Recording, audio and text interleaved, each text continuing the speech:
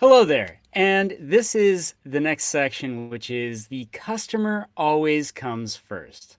And let's get right into it because I love this section because it's got some funny elements to it as well.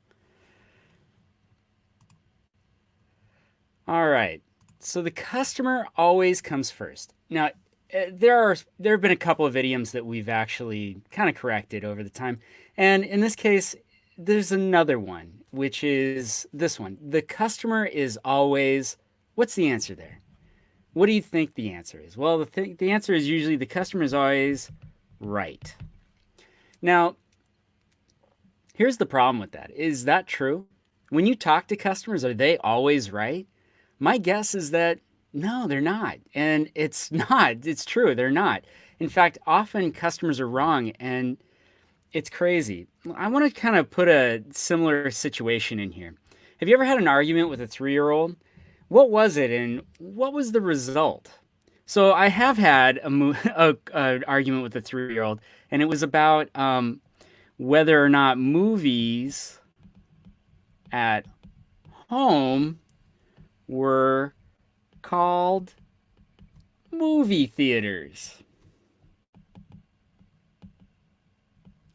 It didn't make any sense to me. I was having this conversation and I was not winning and I was not losing. I was right, but at what cost? And what was it? And what was the end result? Frustration. And it wasn't just frustration for me, it was also frustration for my oldest daughter at the time. So there's no way that you had a positive reaction or a positive interaction with that situation. Customers are often wrong, and that's the thing. When they're wrong, it actually, what happens is your value increases. They don't know things, they don't know what you know.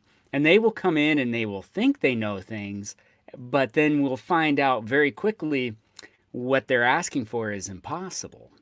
So the problem is that the idea behind this entire concept of the customer is always right is interesting. The problem is it's in service to the customer, which is really what we're trying to do is be in service to the customer. But the problem is that the customer's always right, no matter what they say, their answer is word, and their answer is bond. And so whatever they say, if they say it's free ice cream day, guess what? You got to go buy them ice cream. And customers use this statement all the time to make it seem like they have this magic ability to make things that are not real real, things that can't be of reality reality. And it doesn't work. And unfortunately, that causes a lot of frustration for customers because they're really concerned. They're worried about whether or not we're taking them, and that's not an it's not an irrational concern. They've probably had a bad experience in the past, and they've heard this expression, and they need to glom onto something, so they'll do it to the customer is always right. However, we know that the customer is not always right, so let's make sure we cross that out because we need to get rid of these statements, and we're going to replace it with something that's better. We're going to replace it with the customer always comes first. And I think it does a better job of explaining what the original statement was trying to do, which is whatever we're doing, the customer's needs and wants come before ours. That's nice. Sorry about the truck. The trucks are awful. And he'll drive away slow and it'll be awful. Um, Jeez, I got to redo this entire thing now. But what does this mean? It's a better way of saying what the original statement was, which is, hey, customers we need to take care of them. They're very vulnerable at this moment, and so we need to take care of them.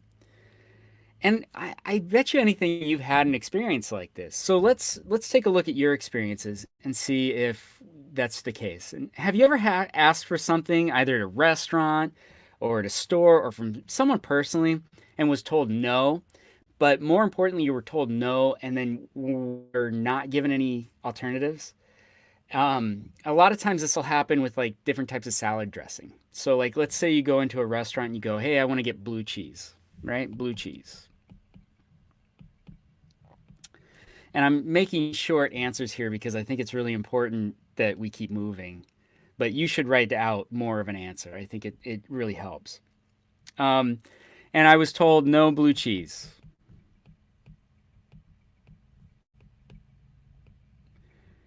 But I also wasn't told what they did have. What was my level of rage? Believe it or not, even with that, it was pretty high.